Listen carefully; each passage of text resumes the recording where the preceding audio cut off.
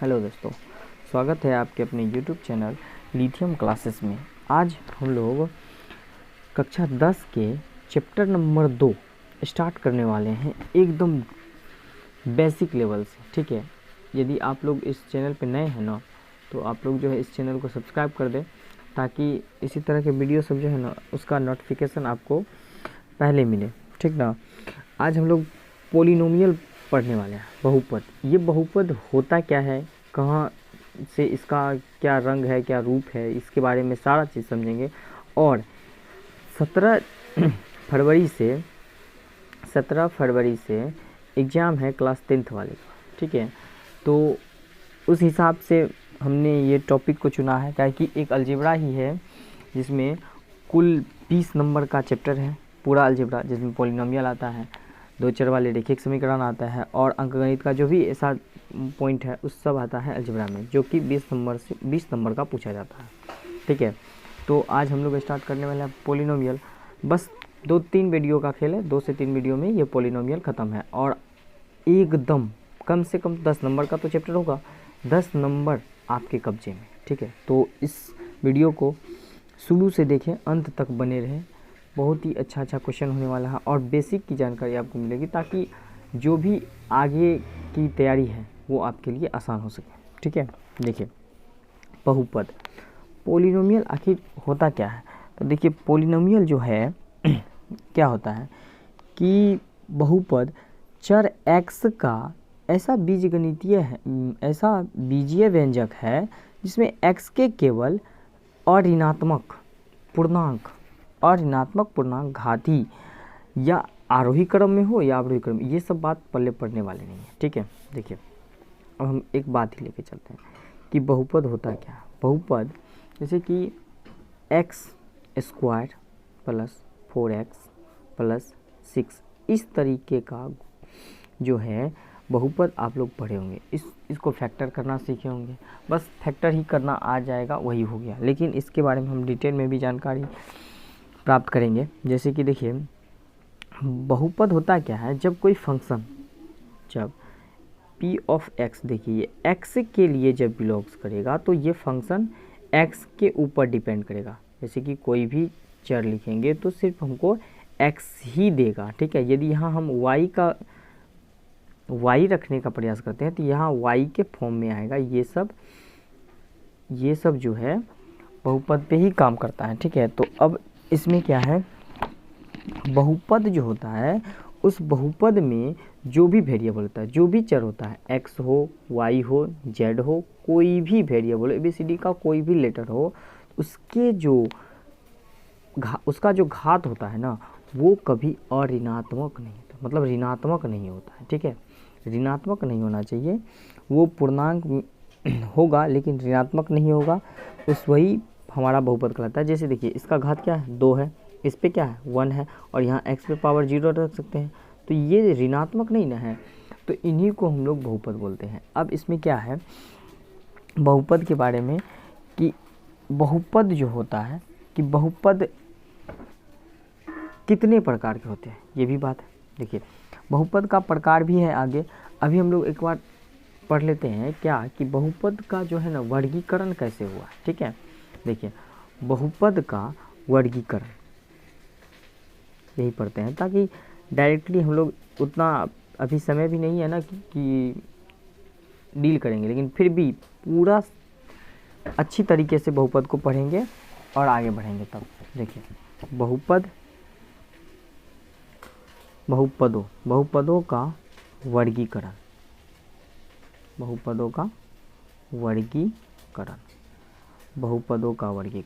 देखिए बहुपद का वर्गीकरण कैसे किया गया है। देखिए बहुपद निम्नलिखित प्रकार के होते हैं, बहुपद निम्नलिखित प्रकार के होंगे। जैसे पहला, एक नंबर में एक पदी बहुपद। ठीक है, देखिएगा ये वर्गीकरण है, प्रकार अभी भी नहीं आया। देखिए एक पदी बहुपद क्या होगा, जैसे इसका उदाहरण लेते हैं। इसका उदाहरण क्या होगा, एक पदी बहुपद का उदाहरण होगा 5x पे पावर 4।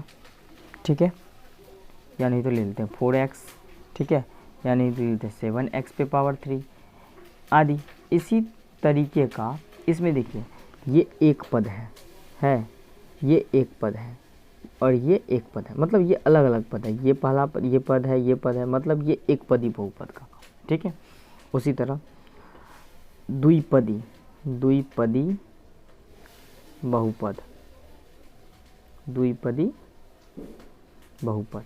द्विपदी में क्या होगा, इसका एग्जाम्पल देते हैं। जैसे देखिए द्विपदी होगा जिसमें दो पद होगा, जैसे कि 2x + 4 3x² + x, ठीक है। इसमें देखिए क्या है, दो पद है, एक ये पद है, दूसरा इसके साथ जुड़ा हुआ ये कनेक्टेड है, ये पद है, फिर पहला ये पद है और दूसरा ये पद है, मतलब ये दोनों जो है ना एक ही साथ कनेक्टेड है, तो इसको बोलते हैं हम लोग द्विपदी बहुपद। और भी आगे आ सकता है, जितना आपका मन है उतना समझ सकते हैं, ठीक है। उसके बाद तीसरा नंबर में त्रिपदी बहुपद। त्रिपदी बहुपद क्या होता है, इसमें तीन पद होगा, जैसे x पे पावर 3 + 4x + 6, ठीक है। देखिए इसमें तीन पद है, या x² + 4x + 2, इसमें देखिए एक पद, दो पद, तीन पद, ये तीनों पद एक दूसरे से कनेक्टेड है, तो इसको बोलते हैं, ये हो गया त्रिपदी बहुपद। उसी प्रकार एक होता है शून्य बहुपद, ठीक है, शून्य बहुपद एक बहुपद होता है शून्य बहुपद। शून्य बहुपद क्या होता है, इसका एग्जाम्पल समझते हैं। जैसे देखिए शून्य बहुपद क्या होता है, शून्य बहुपद होता है इसका जो गुणांक होगा, अच्छा गुणांक होता है क्या है ना, कि यदि हम कोई भी लिख रहे हैं, कोई भी बहुपद लिखेंगे, जैसे 4x² + x + 4, तो गुणांक क्या होता है, यदि x² का गुणांक बोलेगा तो उसके आगे का जो अंक होता है वही होता है, और इसके x का गुणांक बोलेगा तो उसके आगे का अंक होता है। और ये वाला जो है मेरा, ये अचर पद है, अचर पद है, ठीक है। अब देखिए शून्य बहुपद क्या होता है, इस शून्य बहुपद क्या होता है, इसमें x का पावर कुछ भी रह सकता है, लेकिन अचर पद जो है ना वो शून्य रहेगा, अचर पद शून्य रहेगा। जैसे पहला ये हो गया, जैसे और ले सकते हैं 0 × x पे पावर 3, या ले सकते हैं 0 × x पे पावर 2, ये सब क्या है, शून्य बहुपद है, ठीक है। क्योंकि इसके गुणांक में कितना होना चाहिए, शून्य होना चाहिए, ठीक है। इसको हम लोग बोलते हैं शून्य बहुपद, ठीक है। और एक होता है अचर बहुपद, अचर बहुपद। अचर बहुपद क्या होता है, अचर बहुपद का मतलब होता है उसमें, जैसे उसमें कोई भी वेरिएबल x नहीं होगा, कोई भी x नहीं होगा। जैसे क्या होगा, 2 होगा, या दूसरा क्या -5 होगा, या रूट में 6 ले लेते हैं, या 4 ले लेते हैं, ये सब क्या है, अचर पद में है। इसमें कोई वेरिएबल नहीं जुड़ा है, x नहीं जुड़ा है, तो ये क्या है, अचर पद है। तो देखिए हम लोग अभी बहुपद के वर्गीकरण में क्या क्या समझे, एक पदी बहुपद, एक पदी वैसा बहुपद जिसमें एक ही पद हो, उसे एक पदी बहुपद कहेंगे। द्विपदी बहुपद वैसा बहुपद जिसमें दो पद हो, जैसे 2x + 4, इसमें दो पद है तो इसको बोलते हैं द्विपदी। त्रिपदी बहुपद तो उसमें क्या है, इसमें तीन पद होना चाहिए, तीनों पद एक दूसरे से कनेक्टेड है, देखिए ये पहला, ये दूसरा, ये तीसरा पद, तो इसको बोलते हैं त्रिपदी बहुपद।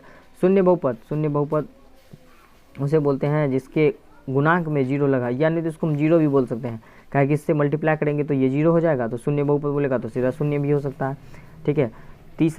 पाँचवा अचर बहुपद। अचर बहुपद वैसा बहुपद जिसमें कोई वेरिएबल जुटा नहीं हो, जैसे कि सिर्फ 2, सिर्फ -5, यानी तो कुछ भी ले सकते हैं, 4 6 2 3 5 कुछ भी ले सकते हैं, माइनस प्लस का इसमें कोई इंटरफेयर नहीं है। जैसे कि इसमें सिर्फ x y वेरिएबल नहीं होना चाहिए कोई भी, ठीक है, कोई भी चर नहीं होना चाहिए, ठीक है। अब आगे चलते हैं, अब हम लोग देखेंगे बहुपद के प्रकार। बहुपद के प्रकार, बहुपद के प्रकार, बहुपद कितने प्रकार के होते हैं, तो देखिएगा बहुपद की अनेक प्रकार के होता है। पहले अभी समझ लेते हैं कि बहुपद प्रकार जो है ना ये कौन कौन है। पहला होता है एक घाती बहुपद। एक घाती बहुपद, एक घाती बहुपद, इसके नाम से ही समझ में आता है कि हमको एक घाती बहुपद होता क्या है। तो वैसा बहुपद जिसका घात एक हो, एक घाती बहुपद कहलाता है। यानी तो इसका डिफिनेशन लिख दे क्या, एक घात वाला बहुपद एक घाती बहुपद, एक घातीय भी बोल सकते हैं, एक घाती बहुपद कहलाता है। एक घाती बहुपद कहलाता है, ठीक है। अब जैसे इसको हम लोग रैखिक बहुपद भी बोलते हैं, ठीक है। देखिएगा जैसे समझते हैं क्या होगा, 3x - 1 या x + 4 या क्या ले सकते हैं √5x - 4, ठीक है। ये सब जो है एक घाती बहुपद है। कैसे है देखिए, x जो है, x के माथे पर जो कपार पे पावर है वो कुछ नहीं रहता तो एक छुपा रहता है। देखिए क्या बोला है, एक घात वाला बहुपद एक घाती बहुपद कहलाता है। तो इसके कपार पे एक ही नहीं छुपा है तो इसको बोलेंगे एक घाती बहुपद, ठीक है। चलिए अगला होता है द्विघाती, या इसको हम लोग बोलते हैं द्विघातीय। द्विघाती होना चाहिए तो द्विघातीय बहुपद। द्विघातीय बहुपद क्या होता है, दो घात वाला बहुपद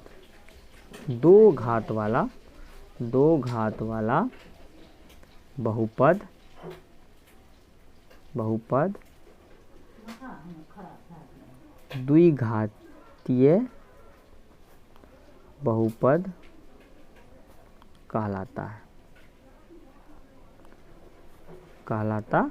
है, ठीक है। दो घात वाला बहुपद द्विघातीय बहुपद कहलाता है, ठीक है। देखिए इसमें दो घात होना चाहिए।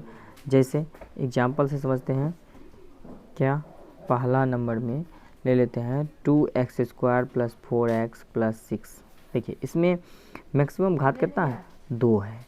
इसको हम लोग क्या बोलते हैं, द्विघातीय बहुपद। जैसे दूसरा ले लेते हैं x² - x + 1, इसमें मैक्सिमम घात कितना है, 2 है। तो इसको क्या बोलेंगे, द्विघातीय बहुपद, ठीक है। अगर समझ में, चलिए अब तीसरा लेते हैं। तीसरा है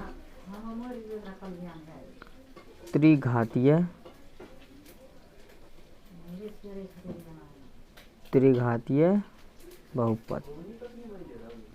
त्रिघातीय बहुपद क्या होता है, क्या होगा इसमें, देखिए इसका भी वही सेम सिंपल लॉजिक है।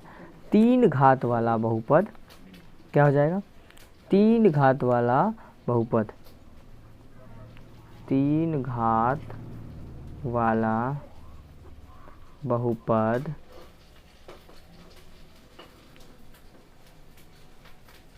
त्रिघातीय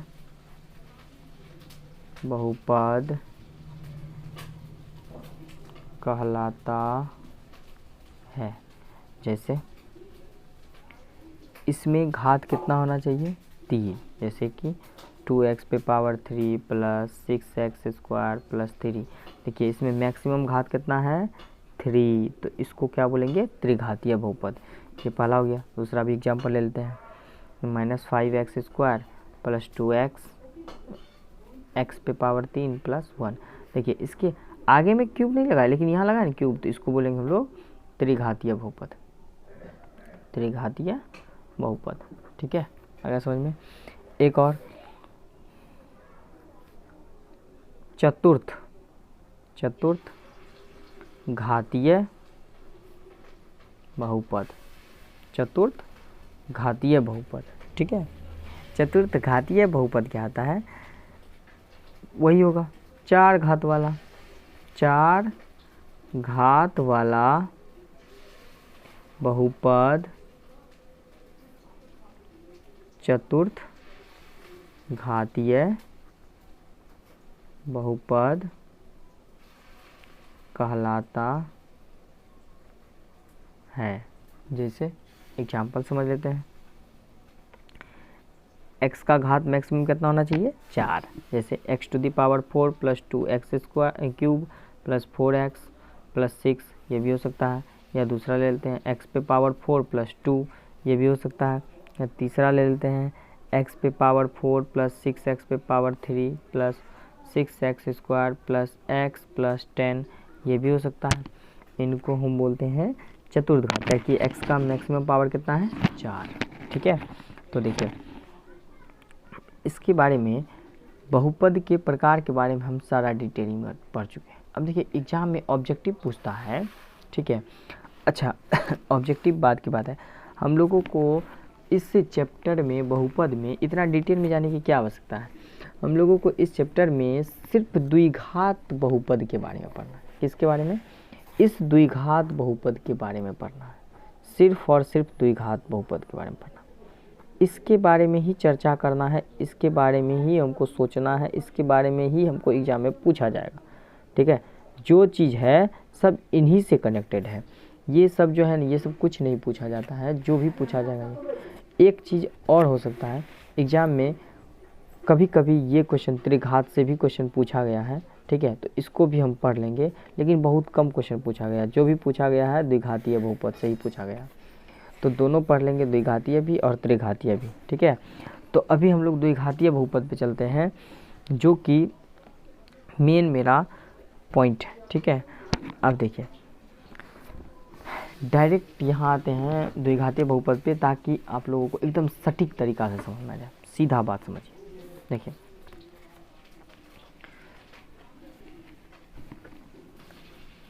एकदम हम सीधा सीधा चलते हैं पॉइंट पे कि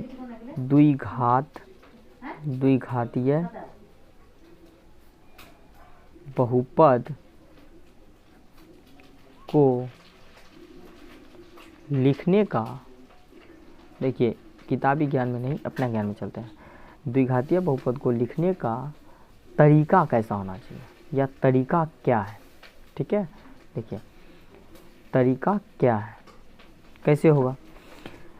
इसको लिखने के लिए देखिए ax² plus bx plus c के फॉर्म में इस बहुपद को लिखा जाता है, ये लिखने का तरीका। ठीक है, सीधा सीधा मुद्दे पे आता है, बात समझिए आ गया। देखिए लिखने का तरीका, ठीक है। अब इसमें एक चीज़ क्या है, यहाँ पे क्वेश्चन में आगे जो होगा, तो एक चीज़ याद रखिएगा कि x² के गुणांक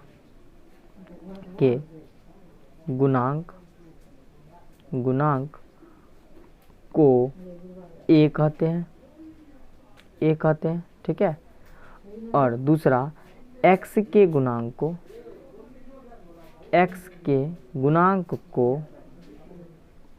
को b कहते हैं, ठीक है। जो इम्पोर्टेंट बात है उसी पे चलते हैं, ठीक है, b कहते हैं। तीसरा c जो है, c अचर पद है, क्या है, अचर पद है, ठीक है। इसी सब पे भी हम चलेंगे, बस ज़्यादा डिटेल में उतना जाना नहीं है, क्या कि एग्ज़ाम 17 तारीख से है, ठीक है ना। चलिए आ जाइए, अब क्या करना है, इसी में द्विघात जो बहुपद है ax² plus bx plus c, इसी का मूल निकलता है, ठीक है। मूल क्या निकलता है, देखिएगा मूल 2 निकलता है इसका। अब मूल कैसे हमको पता चलेगा कि 2 निकलता है, 3 निकलता है, 4 निकलता है, हमको कैसे पता चलेगा, क्योंकि फर्स्ट बार पढ़े ना।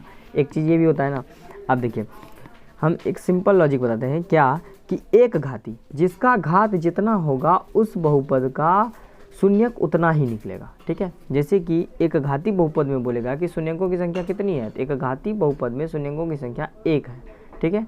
यदि पूछ दिया कि द्विघाती बहुपद में शून्यकों की संख्या कितनी होती है, तो 2 है, ठीक है। त्रिघाती बहुपद में शून्यकों की संख्या कितनी है, तो 3 होगा, ठीक है। चतुर्थ घाती में चतुर्थ घाती बहुपद में शून्यकों की संख्या कितनी है, तो 4 है। जितना घात है उतना शून्यक निकलेगा, ठीक है। तो देखिए द्विघातीय बहुपद में 2 शून्यक निकलता है, पहला शून्यक होता है अल्फा और दूसरा शून्यक होता है बीटा। पहला शून्यक होता है अल्फा, दूसरा शून्यक बीटा, ठीक है। अब अल्फ़ा और बीटा इसी का रिलेशन है, उसी से सवाल बनाएंगे, ठीक है।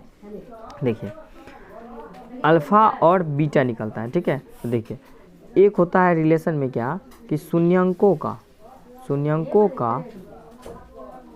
योग, शून्यंकों का योग, तो शून्यंक 2 है ना, शून्यंकों का योग अल्फ़ा और बीटा है, तो शून्यंकों का योग होता है -b/a, ठीक है। इसको ऐसे भाषा में क्या लिखता है ना कि x के गुणांक -x के गुणांक बट्टे x² का गुणांक, इतना भाषा में डिटेलिंग में लिखेगा, ठीक है। उतना लिखने का कोई आवश्यकता नहीं। तो सीधा हमको याद रखना क्या, अल्फ़ा प्लस बीटा मतलब शून्यंकों का योग, शून्यंक एक अल्फ़ा है दूसरा बीटा है, तो शून्यंकों का योग मतलब प्लस लगता है, बीच में प्लस लगेगा, योग मतलब जोड़ ही होता है, इतना तो समझाने की बात नहीं है। देखो alpha plus beta is equal to -b/a, ये मेरा पहला जो है सूत्र कहें या जांच करने की विधि कहें, ये बन गया पहला, ठीक है। चलिए दूसरा होता है शून्यंकों का गुणनफल,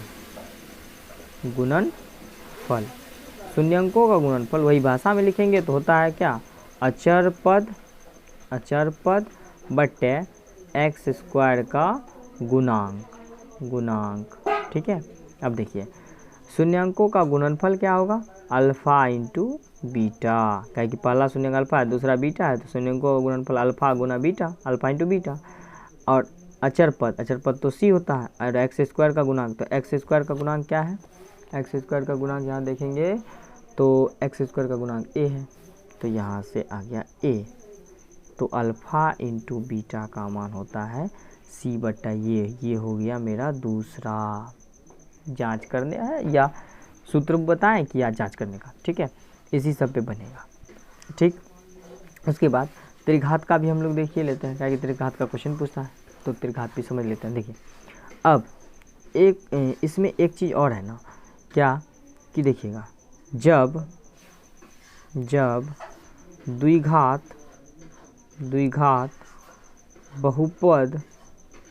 बहुपद का शून्यक अल्फ़ा तथा बीटा दिया रहता है तो बहुपद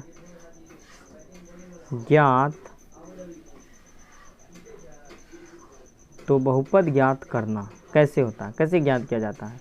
जब अल्फ़ा बीटा शून्यक दिया रहता है या अल्फ़ा प्लस बीटा शून्यकों का योग या गुणनफल दिया रहता है, तब उसका बहुपद कैसे निकालेंगे। मान लिया जाए कि ये बहुपद दिया है, तब ना आप बोले कि अल्फ़ा बीटा शून्यक है, यदि अल्फ़ा बीटा दे दिया तो इस बहुपद को कैसे निकाला जाए, तो उसके लिए सूत्र होता है k कांस्टेंट बड़ी कोष्ट x² minus alpha plus beta into x plus alpha into beta, ये मेरा है बहुपद, द्विघात बहुपद निकालने का फॉर्मूला सूत्र।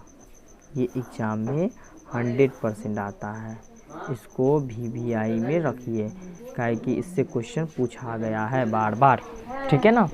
चलिए आगे चलते हैं। अब त्रिघातीय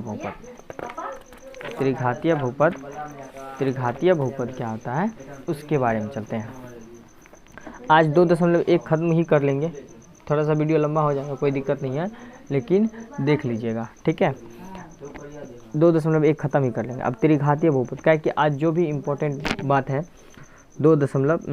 इसका बहुपद का जो भी इम्पोर्टेंट है सब हम पढ़ ही लिए हैं, ठीक है। और कल के वीडियो में जो है 2.2 और 3 दोनों ख़त्म कर दिया जाएगा, या नहीं तो एक एक करके डाल देंगे ताकि ज़्यादा लंबा नहीं होगा, देख पाएंगे आप लोग। और उसके बाद ऑब्जेक्टिव एक क्लास में करके ख़त्म कर देंगे, ताकि तीन दिन मुश्किल से लगे चैप्टर ख़त्म कर दें, ठीक है।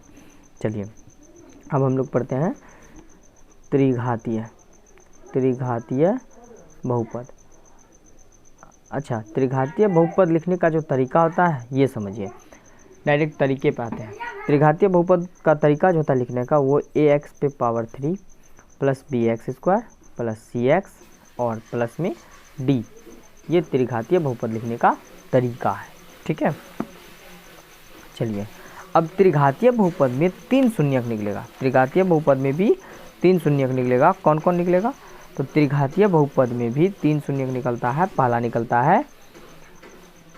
निकलता है अल्फा, ठीक है, दूसरा निकलता है बीटा, तीसरा निकलता है गामा।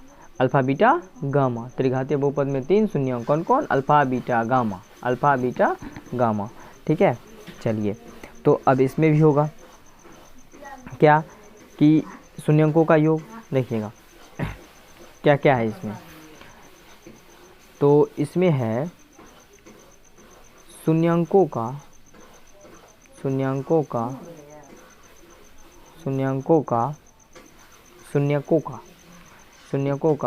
योग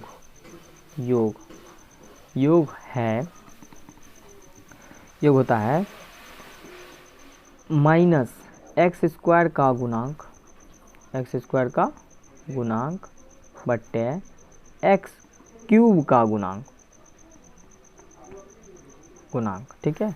तो alpha plus beta plus gamma बराबर एक्स स्क्वायर गुना क्या है? बी, तो माइनस बी बट्टा ए। ये हो गया पहला फॉर्मूला, ठीक है। चलिए, अगला होता है दो दो करके शून्यकों का गुणनफलों का योग। ये क्या होता है? ये होता है x के गुणांक बट्टे एक्स क्यूब का गुणांक, ठीक है। मतलब अल्फ़ा बीटा दो करके क्या? अल्फ़ा बीटा, फिर क्या हो जाएगा? बीटा गामा, फिर प्लस में क्या हो जाएगा? Gamma alpha, alpha beta, beta gamma, gamma alpha बराबर सी बट्टे ए। ये हो गया मेरा तीसरा। अब शून्यकों का गुणनफल वो होता है अचर पद। इसमें अचर पद क्या होगा? डी, अचर पद बट्टे एक्स क्यूब का गुणांक, मतलब alpha beta gamma is equal to d, minus में होगा यहाँ, माइनस डी बट्टा ए, ठीक। चलिए, त्रिघातीय बहुपद भी खत्म, ठीक है। चलिए, अब हम लोग बहुपद का जो भी बात था उसको हम लोग ख़त्म कर चुके हैं। एक चीज़ और है इसमें, जो इसको भी ख़त्म करिए लेते हैं, क्या है ना, यदि त्रिघातीय बहुपद का शून्यक अल्फ़ा बीटा गामा दिया रहता है तो बहुपद बराबर क्या होगा? त्रिघातीय बहुपद निकलेगा कैसे? त्रिघातीय बहुपद कैसे निकलेगा?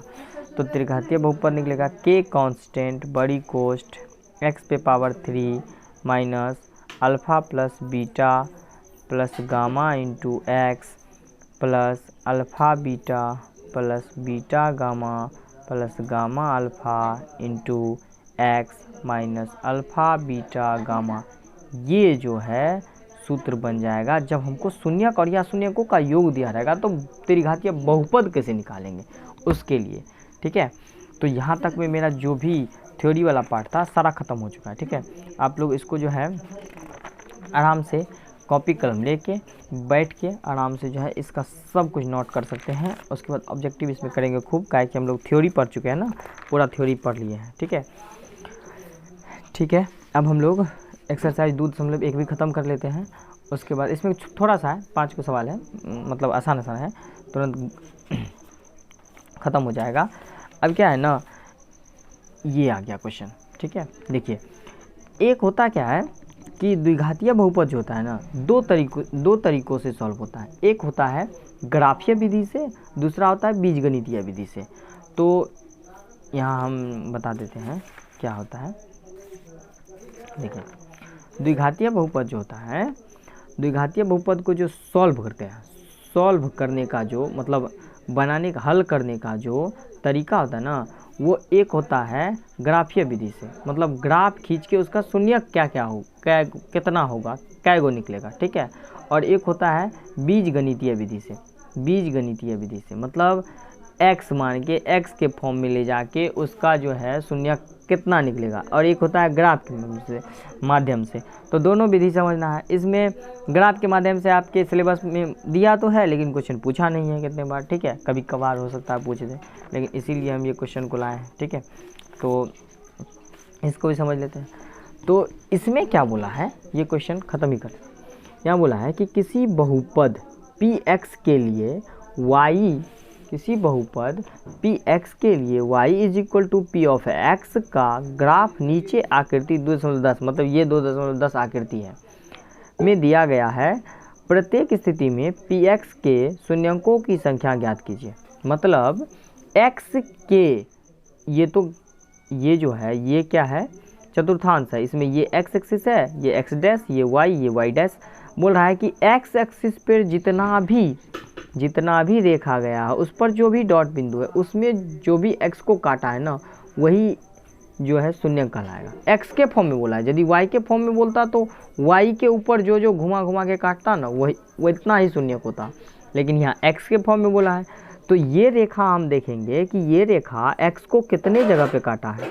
तो ये देखते हैं सिर्फ y को काट रहा है एक जगह पे, तो इसमें जो है इसका कोई शून्यक नहीं निकलेगा, कोई शून्यक नहीं निकलेगा, क्योंकि यह जो है सिर्फ y को काट रहा है, x को तो काट ही नहीं रहा है। हमको x का शून्यक निकालना है, ठीक है।